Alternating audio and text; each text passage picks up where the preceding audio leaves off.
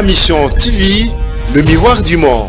Il y a des fandakabiso et talisi que Mokonzambo Kayasola Zana est bon collaborateur parce que le conseil spécial Mathias secrétaire chef de l'État azali gardien y avait akamingi pour kolingate mubulo yeke za niveau mais le président Tshisekedi a la chance d'avoir un bon collaborateur parce que ce qui a intervenu qui était bon collaborateur la cible on a nous sommes représentés dans les 17 provinces a prévenu les ministres. Donc, ceux qui grèvent, ça, mais 17 provinces. Oui, mais on a entraîné les ceux qui toquent la grève. Mais les pays paralysés. Mais Ndeko, il a sauvé la nation.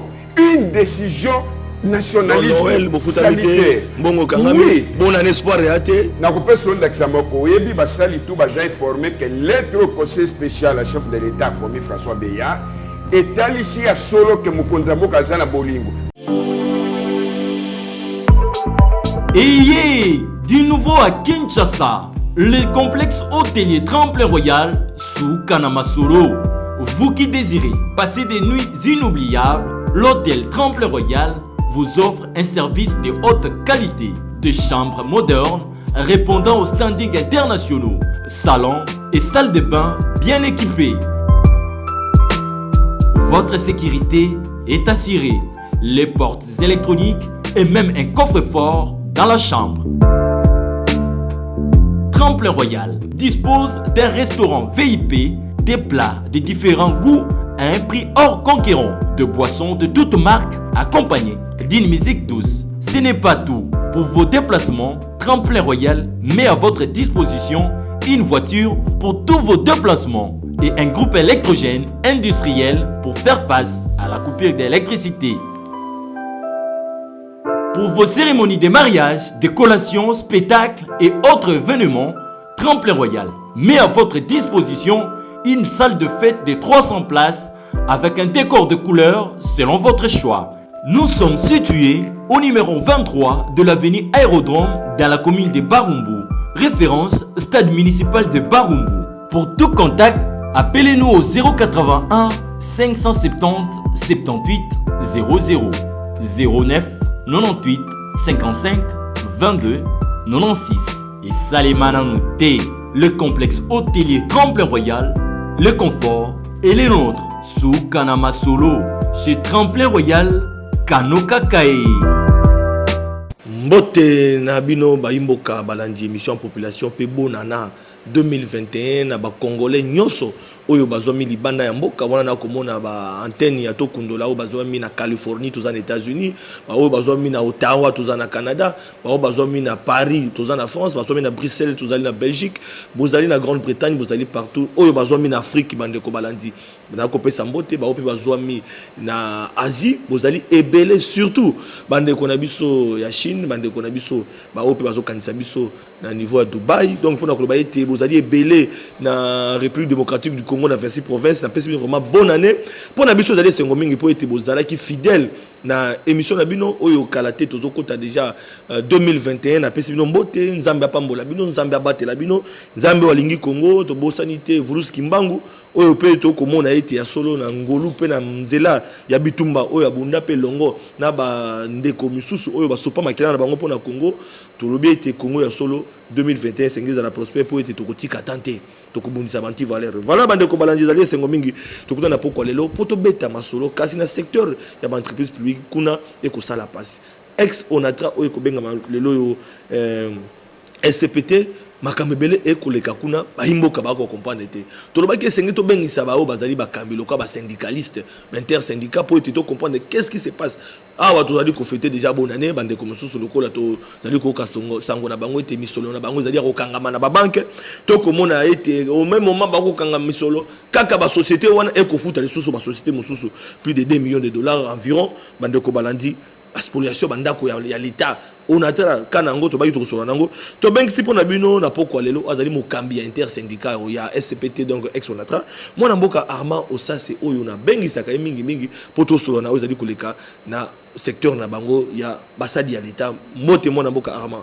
mote ndeko Flavien bino ba fonctionner ka pas si beaucoup nyoko maka bonne année ngo yo na présenter na bo na souhaiter bonne année na bazi Noël bosi bo futamaki bo fêter ngo mala mo bino basali ya l'État na mabako na pouvoir le peuple, le régime les peuples d'abord. N'a qu'à développer. Voilà, mon amboka ama osasi ko sala passe ndenge na otaki ko annoncer na entrée émission na biso. Est-ce que ezali a solo été mi solo? Ba mbongo na bino ya onatra ezali bloqué saisi na ba banque. Ya mbongo na biso na ba compte ya bino ezali saisi. Est-ce que ezali a solo o ba imboka ba kolanda na pokole? Oui, ndeko Flavien, merci ndenge obengi biso parce que mission na yo ezali to kundola ngo ya solo photo kundola. Oyebi que société na biso tozali victime. Société mona passe na ba saisie des comptes que le connaître até. C'est-à-dire dio moko ezali wana un groupe ya bato. Ba ke ko saisir ba compte tous nos comptes sont saisis. Olanda ki toloba ki même na Top Congo tango benga kingai. Donc malgré restrictions et la volonté du ministre du portefeuille, où il y a comment Kamukanda, Talisi, comment va saisir le compte de la société. Le compte n'a pas été saisi. Moi, je suis en train Koloba, basali nyosa onatra lobinde tant que Mukanda. Il y a conseil spécial Mathias, secrétaire chef de l'État, bateau to vulgariser, bateau c'est quoi espoir et bandit quoi, il y a toujours levé, bazo occasion. Ba compte fungwama po bato ba futama François Be asali mukanda non seulement et na mukanda na ya comme vice premier ministre de la justice alobi na ye on entra ezo risqué ba grogne sociale et salema impôt na ko éviter deuxième exploitation donc une lettre technique donc exploitation ilali tout c'est parce que groupe moko ya bato baza ko sala ba saisir mais loko to sengi et conseil spécial Mathias secrétaire chef de l'État communauté nyoso on a train d'éco bato PC merci puis dossier libosoka kate et chaque fois même ba dossier ba spoliation il y a défendre kabiso et talisi que mokonzambo ka yesola zana est bon collaborateur parce que le conseil spécial Mathias secrétaire chef de l'État azali gardien y avait ya kamingi pour kolingate mubulu yeke za niveau mais le président Tshisekedi a en chasse d'avoir un bon collaborateur parce que ce qui a intervenu qui était bon collaborateur avec qui kokoma mokanda mais comme mokanda conseil spécial est-ce na pouvoir ya ko ningisa banque moko ekangi ba compte et puis pour na on a trace na kaka victime ya ba saisir ba compte na ye beaucoup na mbilinga ezali na kata gestion on a tra te mokanda na ezali na force de ya nini ya makasi pourquoi a komeli siko ministre ya justice au secteur parce que le ministre de la Justice et puis non seulement a appuyé même le premier président cour de cassation, cour constitutionnelle et autres juridictions. Pour na kota lisabango danger, les lois qui grève salemi. Moutoua Liboso à Kotongi, on a 13 ans représentés dans les 17 provinces. C'est le chef de l'État. Oui. Et il a veillé à déjà danger, dégâts Liboso. À comme le vice-premier ministre de la Justice, il appartient maintenant au vice-premier ministre de la Justice à Samoussanaï. Au vice-premier ministre Bisso Natra, tout se plaignent. Pourquoi? À Sala Bisso Komissato, il y a Liboso dossier 24 novembre. Au Yebi Baboto la Bisso place à Raï Batonga Station. Tokenda City n'est pas naïe. À la Kabisso tout soit suite exatée. Toye dossier rapport privé. Président Azamuta Kashi. Oui. Mais alors, mais au-dessus qu'on répond à oui. Et le connu est salaki. Oui. Onatra, ex-Onatra, le SCPT, bah c'est la rabat compte nabino. Et Zali complice de Flavien. Soko Tali, d'abord on a niveau interne. Complicité Zali, ça dit il y a tout un réseau. Et non seulement. Oui. On y a complice na ba fournisseur. Comment voulez-vous que tous en fait de l'année, ministre portefeuille à Koma Kiango, ba kokyo grand jam et soko tali ba nyongwango ezali fabriqué. Donc on a dans ba nyongo ba déclarer na ba banque bo c'est le pour afuta biso afuta te. D'ailleurs de Flavien. On a à afuta ba nyongo te. Eh, tous en société commerciale. Et que ba fournisseur ba comme ba banque ba sceller ba compte na ba saisir ba compte. Ezali complicité ba huissier judiciaire na coupé son d'accès. Qui s'appelle ça. Tous en a 4 notes séculaires. Il y a ministre de la justice à son temps. Tozana le premier président de la Cour de cassation, Tozana o inspecteur judiciaire, et puis il y a ministre apporté, o ba interdisa na opération d'Axamoko, mutu moko alobino après ça bonatra bastilo, stylo moko, 5000. 5000 francs. La facture. Oui, la facture. Et ce qu'on tali bien parce que pourquoi à cause saisir ba compte à société. Tangu bomoni que oui société Azofutate et un engagement clair. Mais il y a des engagements fabriqués. Les conseils spéciaux. Donc, bino basala onatra bokondima banyongo wana te. Non. Ba montant ba gonfler ba facture complice na kati ya réseau na kati ya onatra. Na les akoya bino bokozala éviter parce que batie déjà ba totie ba mécanisme pour na ko démanteler réseau ba kotali ba kolakisa bango na média. Les conseils spéciaux en matière de sécurité François Béa, chef de l'État, à telle période, période de mon corps, sa cible. Au Natra, nous sommes représentés dans les 17 provinces, à prévenir les ministres. Donc, ceux qui grèvent, ça, mais 17 provinces. Oui, mais on a traité les gens qui sont en grève, mais les pays paralysés. Il y a eu les devants parce que Bisso Tokene au saisir. Mais Ndeko, il a sauvé la nation. Une décision nationaliste sanitaire. Oui. Bon en espoir raté. Na ko personne d'examoko yebi basali tout bazai informé que l'être conseil spécial à chef de l'État commis François Béa est ici à solo que Mukonzambo Kazana Bolingo. Mais maintenant il appartient au ministre de la Justice de faire son travail. Ce qui a sali yangote biso ngai na zako yebiso je vais donner l'ordre. Encore vous allez Mokambi intersyndical. Oui, et je vais donner l'ordre Tokokanga tout et Koko et la ministre de la Justice. Ah, voilà. Mais en même temps, vous avez réclamé que c'est les comptes nabino. Au même moment, Petoyoki Sangokeno, on a à foutu société Ticom. 2 millions de dollars, il y a Nyongo. Ce qu'on veut la Mbongo, ils allaient saisir na compte nabino. En même temps, on a à foutu Nyongo et fournisseur Moko, ou société va bengi Ticom. Sérieux à la place. Oui, on a foutu Ticom 2 millions. Les autres dans les réseaux sociaux. Oui, à foutu Ticom 2 millions. L'air à ma tête à premier ministre. PV Yango signé la primature entre DG, la CDG oui, la CDG Kimbebe Mazunga et puis les DG à Ticom. La premier ministre ma tête à constater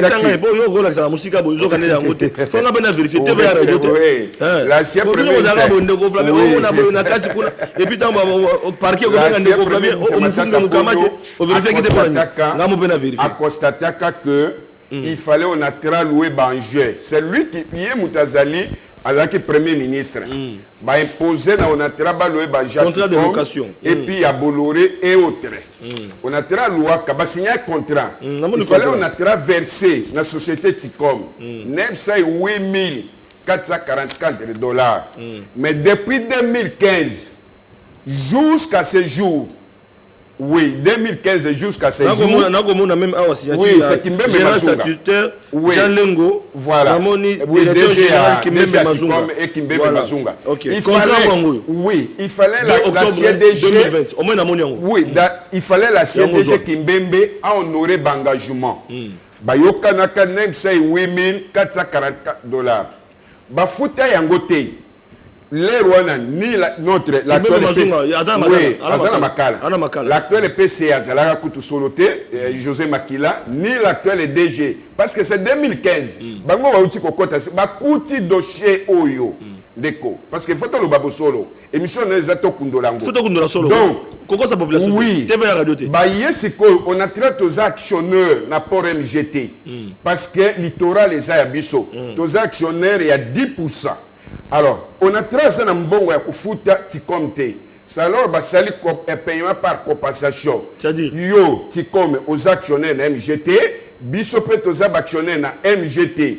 Au lieu MGT a versé par na biso parce que ni dividende wana.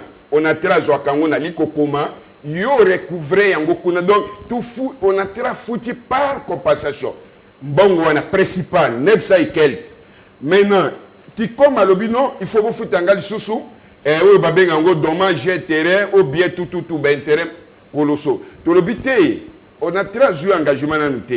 Moutakoki ko déterminé, c'est le juge. Parce que, ah oui, ils allaient contre les alliés commercial. Ni on a très allé contre, ni par jugement, moins encore pas une décision. D'une autorité. Comme il peut le COP, comme COP parce que ceux qui dans le on a très créé un conflit pour que saisir par compte, ils ont créé un réseau, créer, gonfler ma facture. On attend un nyongo. Parce que on a paiement, on a des détournements. Est-ce que respecter le principe? Oui, mais principal il faut que yango mo dit que Ticom a comme au kangamabilo dommage intérêt a que nabilo ka mbongo côté et ça réseauté à bateau comme a coqué ko imposer biso dommage intérêt que non après on se faire juger parti té a sengi balobino ba intérêt moratoire oh awana ntoke na justice c'était pour juger à contraindre onatra par jugement ya koloba konatra oui a sengi 2 millions bu fouté 2 millions non onatra fouti principal na dividende na biso MGT. Okay. Mbonge bimi ni na caisse ya société té et bi est-ce que na période d'abord ba obana ndegeni ngana zawa na bo misambongo ba jana ba futamité ba futi par dividende alors na compensation la dossier Ticom de retenir oui na dossier Ticom par rapport na o ezali nyoso ezali oui on retenir ni population a kolanda yo les DG ni les PCA bazan ni de près ni de loin na dossier oyo ça c'est faux. Deuxième chose, on a très foutu Ticom 2 millions, c'est faux. A foutu principal, na oba benga ngo paiement par compensation dividende parce que nous sommes les actionnaires. On a très actionnaires na MGT. Ticom fait actionnaires na MGT. On a très oui, parce que il faut nyongo ici là. On a très utilisé banger à Ticom et contrat yangoyo signé par la CDG Kimbembe. Faut-il toi exposer société na ba condamnation judiciaire quasi certaine, nous disons non. Mais on est allé principal. On a très foutu na nous parce que on a très Ticom nda sengi mais on a très ko fouta 2 millions ou bien 1 million. On a bien passé on a très téléméli Ticom dossier bagasa zumbongo na ye dommage intérêt. Dossier non, on a très vu dossier. Les ministres Titel, les ministres du portefeuille, c'est lui le patron. Yenda Zali, représentant actionnaire unique. Dossier qui n'est pas ministre. Je crois que dans mes collègues Zakoya, ministre a compris sa orientation. Tout ce qui s'en a des baspoliation, parce qu'on a des baspoliation. Il y a Banda Koinatra. Les lopeto est basouté. On a un patrimoine des Arabes. On a à comment il côté comme Pangonae. On a travaillé à comment loger batou, ko foot ça batou, tu comprends okoka on na katima ko taka ko kolwana so tambola o banda ko yeke on a tra après le ngoso on a tra comme ba privé to kaka kalami kala nani mona mboka gouverneur nabiso aleki André Kimbuta azoka mokano ya kubuka kutu bandako côté ya cité tozo mona abenga ngo côté à palais du peuple au bon vent mais après ba généraux ba tongi wana to mona engin et soukana zela ça dit place ba konzi ba sombi ça musala kenda souté alors to ka rappel sous le niveau ya Mbinza oko mata Mbinza city mo ba anarchique il fallait pas babuka parce que ba konzi ba zoa alors on a tapé de battre comment place ba konzi ba si ba zui bo benga spoliation to ngi to comprendre on a tra réellement na hôtel ba spoliation ba ndako na to zana dossier ngo to combien parce que to 2021 population pa ibambala moko ba combien moko pa ibambala moko ndeko ya liboso to pesi président Tshisekedi merci. Parce que collaborateur na ya Zolanda Vision na lettre à conseil spécial en matière de sécurité c'est là na lettre à conseil spécial en matière de sécurité asuki kana ba saisi des comptes à lobby tous les biens de la société donc là ezalimbela mutu nyoso ayebi kazwanda ko ya onatra la lettre du conseil spécial en matière de sécurité François Béa chef de l'État mais ba mazoko banda ko ba consulter non oyebi le président de la Nathalie Sio André Kimbuta zoka mokano akolanda wana za régime à 18 te wana za régime à 18 sikope kana régime te na na information sur le bisala zela na développé wana za régime à 18 ans et bon régime zela sikoyo état de droit le président de la République qui est le garant des institutions agit à travers son proche collaborateur. Le conseil spécial Mathias Seguida, chef d'État, n'est pas n'importe qui. Il y a des années, il ministre, il pension kanga, port au Kekuna, au salisi, réunion, port privé, ou se servir, si molobino, ou pour salangote. Il est le proche collaborateur du chef de l'État. À Salibiso, bien, pour la biso, ça passe à nord. À l'obi, non seulement va saisir des comptes, le conseil François Béa. À l'obi, tous les biens de la société. Mukanda, Eye, Sikoyo. Yo Zélande Sikoyo, Mikole Zakoya. François Béa conseiller à 5 000 ça on attend mandako. Mais c'est dans les droits. Il y a un conseiller en qualité mais non. Il représente quoi? Non, le conseil spécial Mathias Sekita, chef de l'État, Atali Dego et Zali Bossa, comme le ministre de la Justice, a joué à comme le ministre de la Justice. Le ministre de la Justice, oui. Et puis, il y a un sacré dans le ministre de la Justice. Oui, est-ce qu'on a dit que la période de Oyo, la tension politique est makasi à prévenir après si ministre de la justice pourquoi ça la nini mais c'est au nom du chef de l'État les ministres maintenant ndesika nazo dénoncer ministre de la justice parce que tous 4 dossiers ceux qui toquent pas na solution ezo makate et après kobele que le ministre de la justice azali cash. Pourquoi ça rendre le chef de l'État? Mais l'être ceux qui. Oui, c'est là. Je suis syndicaliste et régime à 18 ans. Régime peut beaucoup mais tout ça faut dénoncer. L'appui maintenant il y a un attrait. L'appui c'est quoi il y a un attrait. Au moins ils sont des syndicalistes. Tozui ndeko. Il le be o ya sali bora mais faut qu'on. Tozui l'être la conseil spécial Mathias Sekida chef de l'État. Voilà. Maintenant à charger ministre de la justice. Et que c'est à 5 ministres de la justice. Oui. Le ministre de la justice pas d'autant la bonne volonté, la bonne foi. Dossier peut être le ministre faut servir quand même intérêt à la nation. À un ministre on a été pour intérêt privé. Il faut pas ça en dengue dossier liboso président Sengaye, na ministre de transport ba kanga ba port baboya. Non. Oh, ceux qui basalité, je vous dis, je vais donner l'ordre et puis on va faire. Parce que le régime, il y a le peuple d'abord. Oui. Mais Mikanda n'a pas de auto sangote, le régime à 18 ans. Le président, le bâti très bien. Le président de la même régime, le peuple d'abord, comment on dit le ministre de transport Azaki Cash.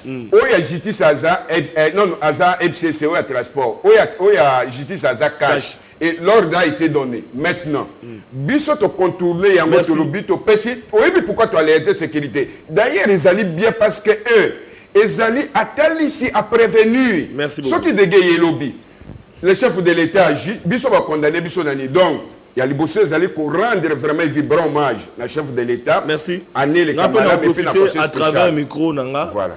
N'a informé pe na mokonzambo que c'est ngala fongola miso. Parce que ba dossier belé la justice ozo ya message de Flavien awa. Ba dossier belé za koya o komona ba na justice ba zo ba ordre na ba téléphone. Ba magistrat ba ko ba ordre na ba téléphone. Donc naza ko informer pe na mokonzambo ka pe na bato ba ko kamba ministre de justice ba kino ezana bato bazali na entourage ya mokonzambo ka ba ko sunga été. Ba ordre ka na ba téléphone muto akena na justice donc justice ko mi a 2 poids 2 mesures donc état de droit oyo mokonzambo ka fait ce que dazo bunda ba collaborateur ne belé ba ko sunga été donc il pas akoya kolela loka Joseph Kabila qui attend mal entouré il pas ko se retrouver dans même problème donc tant on a ko fungola ba dossier bato oyo baza ko mona nga awa et ko za somo c'est à dire bato bazo kende bazo samba bazo mona magistrat ba ko sala so musala malamu te donc justice wana mokonzamba ka obeta 7 ko sanga état de droit na ko loba ngola bande ko bokola na biso c'est que ba été ezali na bato bazali pembeni ka ba conseiller banani o ba ko bengaka musala kende malamu te c'est une information ngana pesi na ba service ba vérifier pe bato belé ba koya na ba dossier na ebisi bino na kibino 2021 na mani ko fungola ba dossier bato na état de droit e ko tambola malamu te o ba ko na ba difficulté bazo ko ya ko dénoncer ngaité après bo langate o mufunge habita chilu ba balobaka o mukwata soki ndengeni aboye ko baso bongo na lobby donc voilà bande ko balandi donc comme na souka émission na biso moi na mboka un petit message pour to kabon un petit message alors que lobby c'est vrai parce qu'entourage le chef de l'État les conseils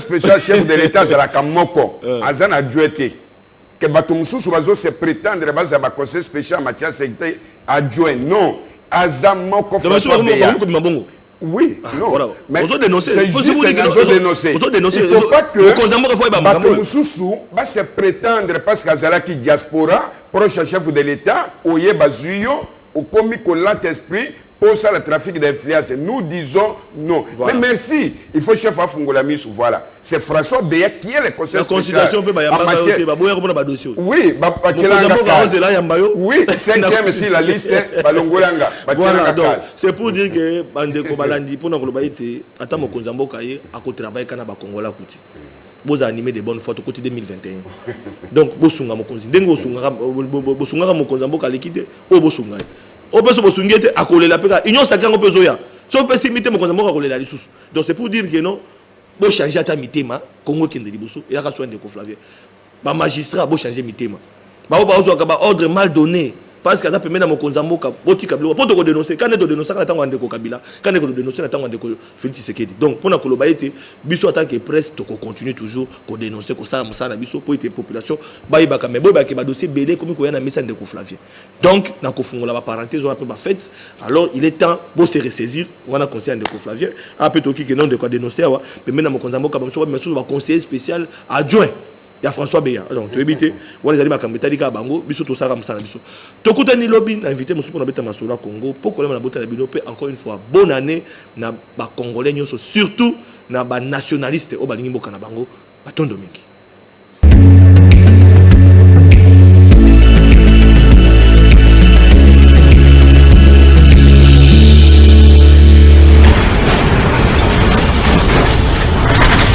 Ma Mission TV, le miroir du monde.